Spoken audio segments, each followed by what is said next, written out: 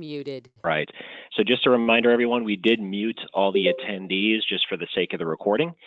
This webinar will be recorded and it will be sent out after the fact. As long as you're registered for it, you'll receive the link. So my name is Tim Gamal with CallSource. I'm Kate Bodo with Sycle. And today we're going to cover how to use actionable analytics to improve decision making. Let me start first by saying that there is no magic bullet, but there are tips, technology, and data points to help. First, let's begin with the end in mind. Now, when we're thinking about how to acquire a new patient through marketing efforts, what is our desired result? Well, the answer is a happy new patient. It may seem obvious, but it is important to define the results that we're looking for before we get started on this journey. So if a happy patient is our result, what's the process that brought them in? When we're looking at information to make decisions, we need to think about the leading indicators, or more so the process, versus the result or the lagging indicators when it comes to making decisions. So once we identify a bottleneck in this process or a constraint point in that process, what do we do about it? After all, data without a plan is just a distraction. So today, let's talk about how we can manage that process, not the results, when it comes to acquiring new patients through marketing efforts, put the data into context so that we can then take action and make quicker, better, and more informed decisions, all for the sake of helping more patients here. Kate? Yes. So I'm going to start by just going over what you're looking at here, which is just a standard sales funnel. The only difference is that you are looking at it with CallSource and Sycle data. So the top half is representative of data that comes out of CallSource, while the bottom half is representative of data that comes out of Sycle. So this funnel represents the life cycle of a patient, starting with their very first phone call. So starting up at the top, you have all of the phone calls that are generated from the ads you run. So this is all of your direct mail, your newspaper, your yellow pages. And in this example, we're looking at 81 phone calls generated. So the next piece of the funnel from the phone calls that you then turn into bookable prospects. So the bookable prospect piece is representative of those calls that are patients calling and actually inquiring about your advertising and interested in your services. So CallSource provides a service where they listen to all of your phone calls and they filter out the repeat callers to current patients, patients calling back in for directions, telemarketing calls, and any of those other calls that you would consider junk in terms of your advertising efforts. So from your bookable prospects, you then get into booking appointments. So once you get to the number of appointments booked on the funnel, you'll notice here that there's a bit of a drop off because not every bookable prospect is actually going to make an appointment. So once they've called in about that advertisement, there are a lot of questions that often come up, things about price and maybe they called the wrong location, but either way, not every bookable prospect is going to turn into an appointment. And we'll talk a little bit later, Tim will touch more on how to actually get more of those prospects booked. Continuing down the funnel, from the appointments part, you then have this appointment shows piece of the funnel. So you'll notice that we see another drop off here from 32 appointments into 26 appointment shows. Now, the difference here is that getting the appointment booked is only half the battle. The other half is actually getting them to show up in your office. So you will see another drop in numbers here, but we'll again touch a little bit more on a couple of tips that you can take in making sure that those appointments, once they're booked, actually show up. And then the bottom two pieces of this funnel are your tests and your sales. So once you actually get that appointment to show up, you then start performing hearing tests. Once again, though, not every patient that comes into the clinic is going to be eligible for a hearing test. There may be issues like wax impaction, or maybe they really came in and just wanted to talk price. Either way, not necessarily every appointment that's booked is going to have a test, but once you do test them, then that turns into the bottom piece of the funnel here, which is your 11 sales. So you'll notice that this is quite a drastic funnel going from 81 phone calls down to 11 sales. And we're going to, throughout this presentation, talk more about how to manage these individual pieces of the sales funnel. Thanks, Kate. And now, Kate, I noticed here too that we also label this as the patient experience funnel. So as we talk through these data points, I want to share with everybody on the call today that it takes 7 to 10 years for that patient to finally decide to pick up the phone to call your clinic. So when they do call, each and every one of these calls are very precious, and particularly the ones that are bookable prospects are a true opportunity to help a new patient here. So we did a study for all of 2016, CallSource and Sycle, and we're going to share some of that data with you today. Before we go on here, Kate, Kate and I did this presentation once before, but we did it live and we took a survey of the audience. And what we did is we boiled down for a sample size of roughly 3,000 locations that we monitored for all of 2016. And CallSource has done this for probably around 8 to 10 years, but 8 years for sure, with roughly 3,000 or more locations. And what we do is we want to see which ad type is the #1 ad type each and every year. And every year we've done this, go ahead, Kate, move forward here.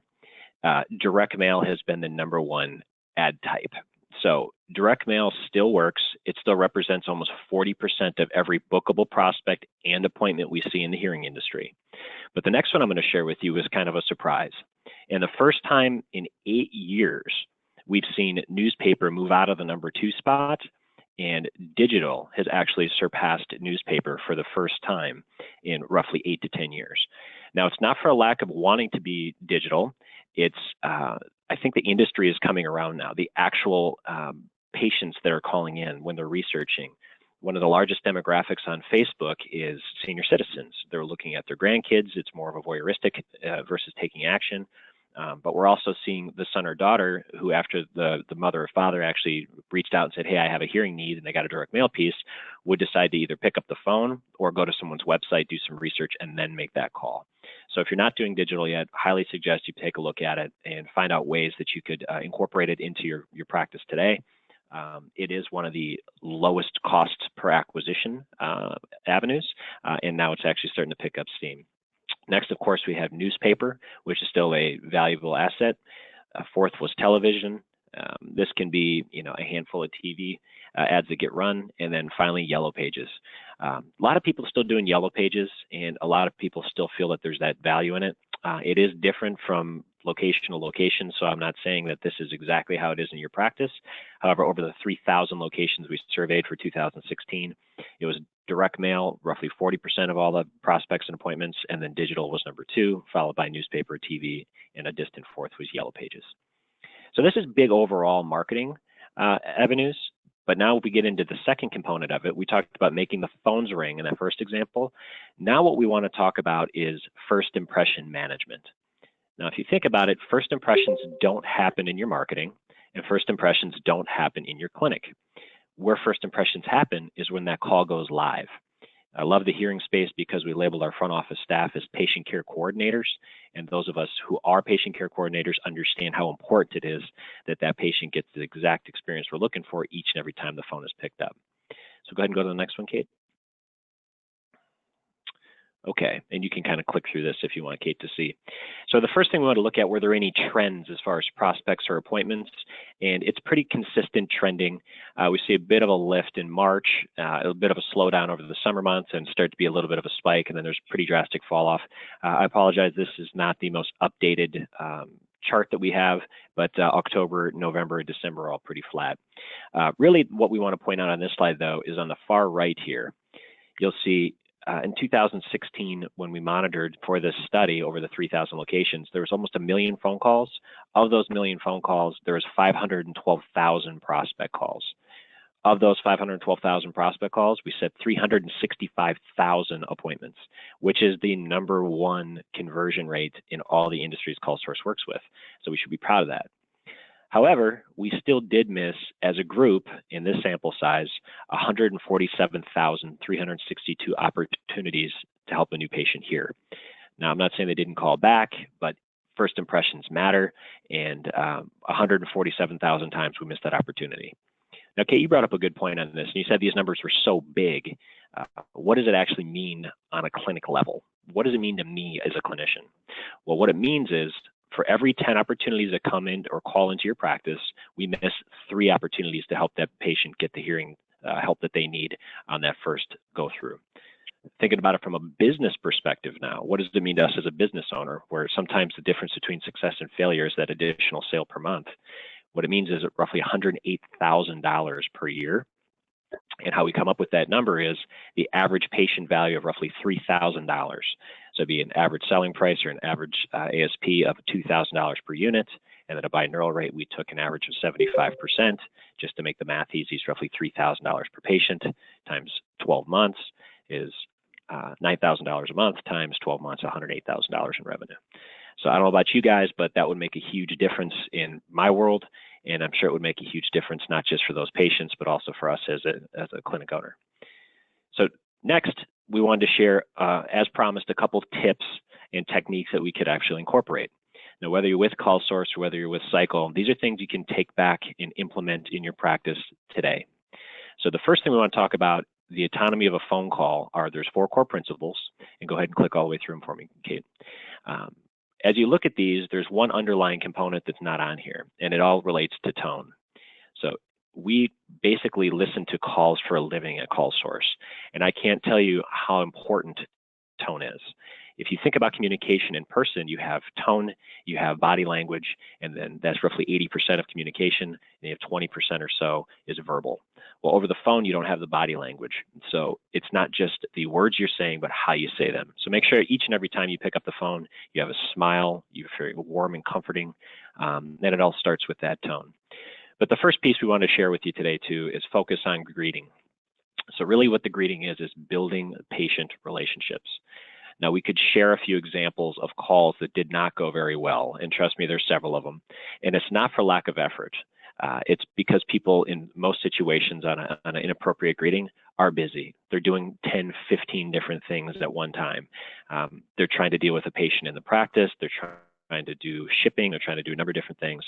Keep in mind that each and every time that phone rings, it's going to be roughly a $400-something phone call for the practice owner. But more importantly, it took that person 7 to 10 years to reach out to you and make that phone call. So we want to make sure we focus on building that relationship. 2, just like in a regular conversation, we want to make sure we focus on active listening. Understand the patient's needs. Before we get down the funnel and try to solve their problems by telling them what technology they need, our goal is to understand that, yes, I understand that you have an issue when you're with your family listening in the restaurant, or I understand you have to have the radio too loud and it's frustrating your wife. Whatever it is, let's empathize and work with our patients to help them understand. We sympathize with them, we understand their needs. Then the third component, which is really nice, is building value and care and value around care knowledge. And what we mean by that is, as a call handler, we got to remember the point of the phone call is to sell the appointment or set the appointment on the phone so that we can get that patient into the practice to get a hearing test, to get the help that they need. So often do we hear our patient care coordinators trying to help almost too much on the phone, answer all those questions, answer the technical questions, and trying to help people work through this. So really what we're doing is we're selling the value of the practice, and we're selling the value of the clinician themselves to drive in. Finally, what we're trying to do is really sell the appointment or set the appointment and gain commitment. So we want to make sure that we're not only gaining commitment for the individual themselves, but we want to make sure that we're gaining commitment that they're going to bring in a loved one, or we're going to bring in a familiar voice to do the testing. It's upward of 75% higher closing rates if you bring in a familiar voice, a husband, a wife, a son, or a daughter, than trying to do it on your own. So I wish I could say that this is all of it, but this is only half the battle. And Kate is going to talk about the second half of the battle, which is not just getting them to set the appointment on the phone, but getting them to show up in your practice. Right. So in a similar study that Sycle did, we identified over 400,000 appointments in 2016 that either canceled or no-showed.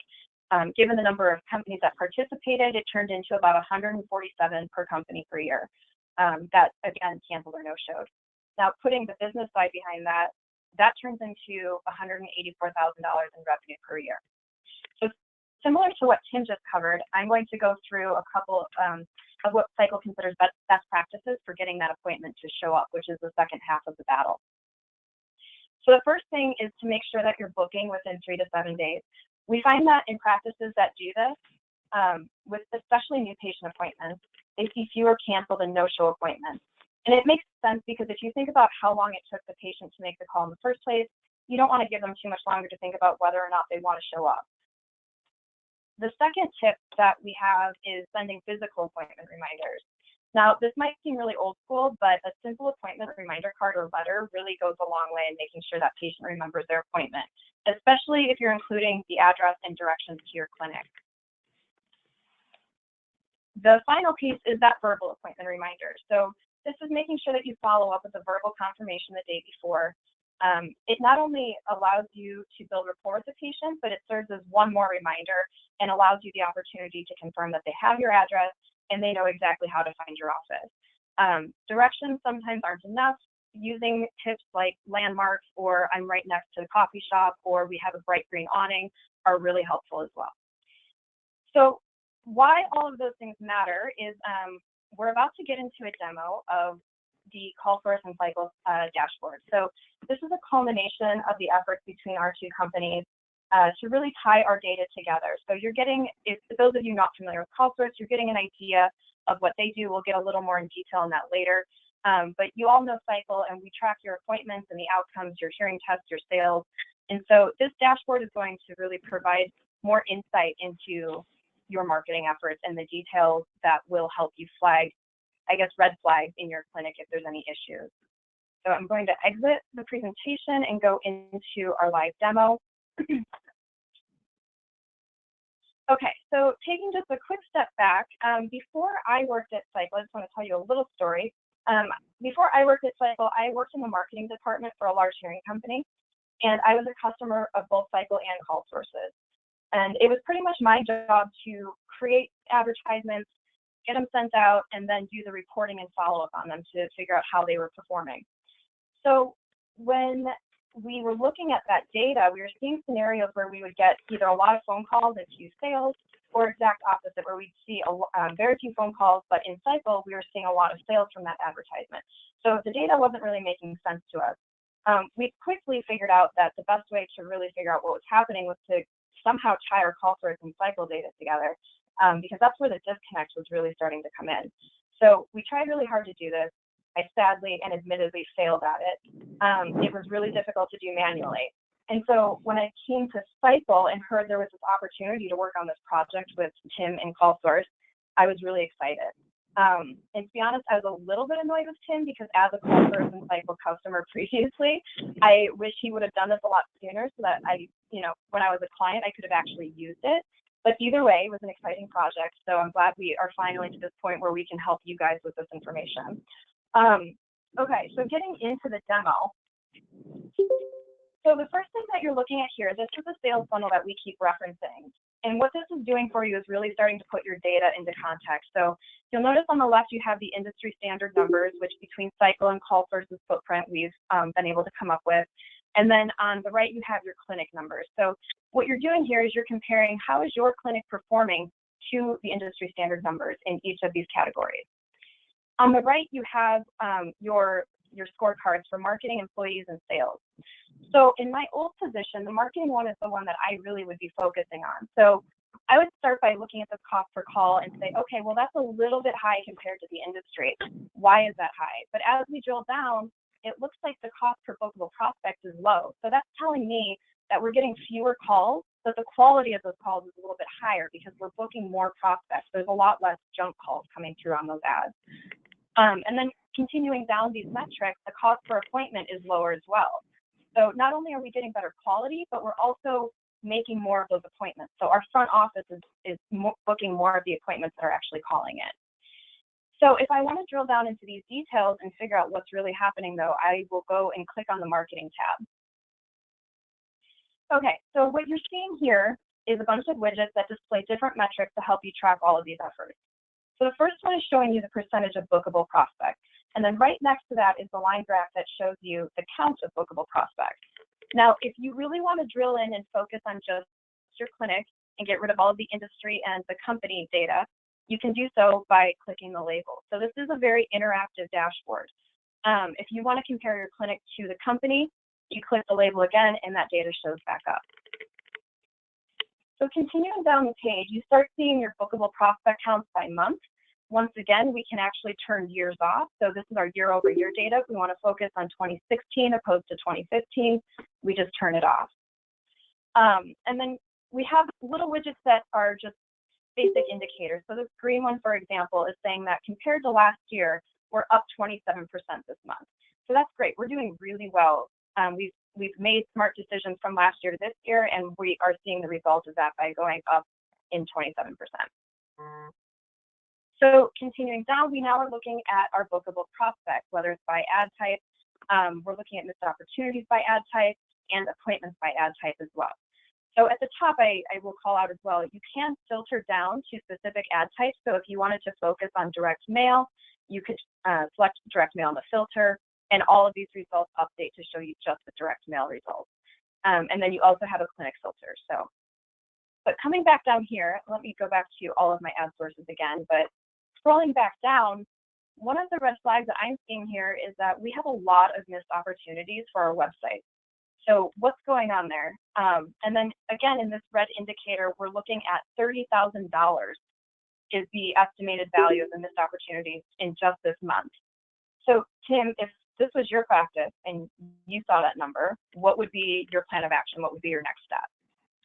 And that's a good point, Kate. And again, just as a reference point, that's exactly what this dashboard is intended to be, as a reference point. It's not going to give you all the answers. It's going to raise awareness to pay attention to what you need to focus on. Just as an aside, if you could scroll up, Kate, and actually go back to the homepage.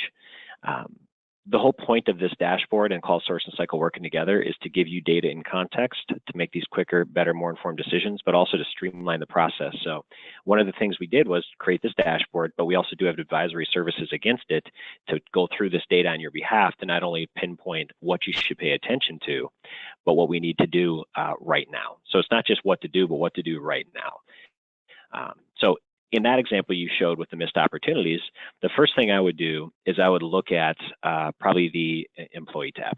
So if you look at the employee tab, we're actually going to be able to see, and if you go to month to date, so it's the same time frame, here we can identify, do we have a marketing issue? That was the marketing tab Kate just went through. Or do we have a front office staff training issue where we need to train our front office staff to set more appointments? Or do we have a provider issue?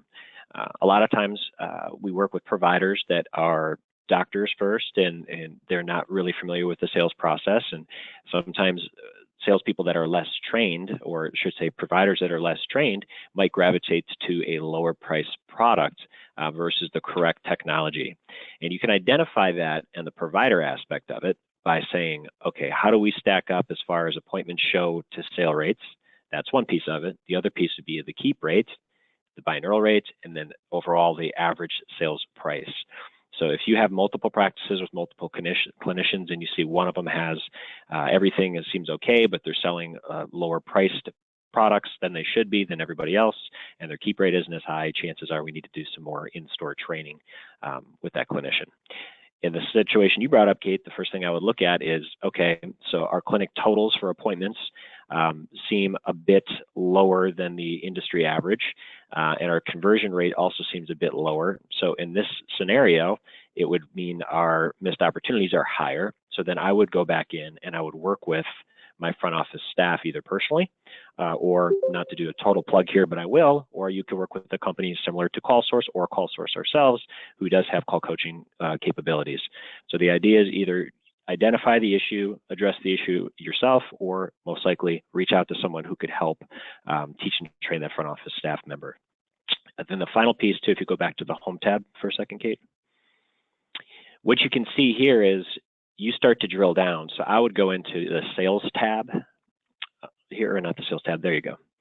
And I would go down to that test not sold, and I would look for any kind of trends that you have here in your test not sold bucket. So if someone's calling Chicago Tribune, you see there's 3 test not sold that came from the Chicago Tribune. Even though it's the same patient name, this is demo data. If you see a trend coming from one ad source, one thing I would look at would say, okay, was this a confusing ad source? Sometimes confusing ads like around technology are going to cause confusing questions, which will show up like a prospect because they were a real opportunity. But if we're putting out confusing technology ads, it's going to lead to confusing technology questions, and the patient care coordinator, front office staff team member won't be able to answer those questions. So their conversion rates are going to drop. So it's not always training for the front office staff. Sometimes it's the messaging we put in our marketing. Other times it could be the actual training for the front office staff member and or the training needed at the clinician level to get them into the right technologies. So the last piece that I would look at as a practice owner here would be the trending tab. Now, as we talk about comparison points, we did share each of the KPIs we looked at, or the key performance indicators, earlier in this dashboard, you versus the industry, similar to like what should you pay per prospect, so on and so forth. This is the other trend that you want to look at. Whenever you're making decisions, you want to identify trends. You don't want to look at a single snapshot in time. So you'd want to look at month-over-month comparisons, or in this, a trailing 12-month, to see if you're trending up or down versus just last month. Everybody can have a bad month. There might be some anomalies, but if you see a trend over time, trending up or trending down, you'll get to see what's actually going on with the practice. So finally, on the home page here, Kate, the other component that I would look at, and you referenced it earlier, would be the scorecard on the right-hand side. Now, when we start looking at this as a practice owner, we want to make sure that we remember, or that we're identifying and looking at this as this is only new marketing acquisition efforts. So for example, if we look at the industry average of $881 to acquire a new patient, that is accurate. A lot of people feel that it might be lower than that in their practice, but they're not taking out repeat buyers. They're not taking out referrals from doctors. This is a one-to-one relationship. So for example, if we spend $10 to make the phone ring through a direct mail piece, we want to know what did we get in a return for that $10 spend. Whether it's $10 or $10,000, we want to make sure it's a one-to-one match. And we're not muddying the waters, because referrals are going to happen anyways. I believe last year it was 58% of all hearing aids sold were done through referral or repeat buyers. So we want to make sure that we have an accurate number when we're focusing on these marketing efforts. But that is the high level of what I would focus on here. Sounds good. So just to summarize quickly, what this dashboard really does for you is it takes the data from CallSource, which is the call data from the calls to the bookable prospect, the appointments booked, and syncs it to the Sycle data, which is the appointment shows, the tests, and the sales, to give you a real ROI on all of your ad dollars that you're spending. Okay, so I'm going to exit that and get back into the slideshow here for a couple of wrap-up slides. So just real quick, for those of you who are unfamiliar with CallSource, CallSource is a technology-enabled business performance system that works with our clients to help optimize their revenues, profits, and protect their brand reputation. We have been around for 25 years. We've processed over 1 billion phone calls for roughly 300,000 small businesses, and we've been lucky enough for the last 10 years to work in the hearing space with partners like Sycle, but also have roughly 5,500 hearing locations and clinics that we work with. Just as a quick point too, if you'd like to work with us, we'll have more information at the end here how to get a hold of us. But if you're interested in the dashboard, our core programs, which is lead metrics or leading metrics, would help identify where to focus, and or call coaching services for the front office staff, we'd love to hear from you. And most of you are familiar, but on the Sycle side, we are in 9 countries. We have over 16 years of experience in this industry with 7,500 clinics, a little over 7,500 actually, and 21,000 users. Most of you are some of that number, so welcome and thank you for being here. And then finally, how do you get started? So again, as Tim mentioned, if you're interested in more information specifically about CallSource, here's the number and the email. The Sycle number and email is here as well. This is either to get started with one of our services or to sign up for the dashboard. You do have to be a user of both CallSource and Sycle to use the dashboard, because again, the data being fed to the dashboard comes from both of us. So to get started with either of our services or sign up for the dashboard, please give one of us a contact or a call or an email at one of these contact numbers. And we will be distributing this presentation with the audio. I see a couple of comments about some of you had issues with audio, but this will be distributed with audio via email to those of you who registered, as well as being made available on our company blog. So thank you everyone for your time today, and we hope to hear from you. Thank you, Kate. Thank you everyone. I appreciate your time. Thanks, Tim. Have a good day.